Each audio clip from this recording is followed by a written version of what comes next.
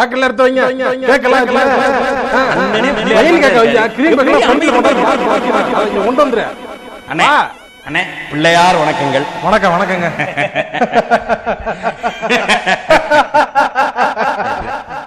நாங்க சிரிச்சா அதுல ஒரு காரணம் இருக்கு, நீங்க சிரிக்கிறீங்க. இல்ல நீங்க எதுக்கு வந்து தெரிஞ்சு போச்சு இல்ல, அதான் சிரிக்கிறேன்.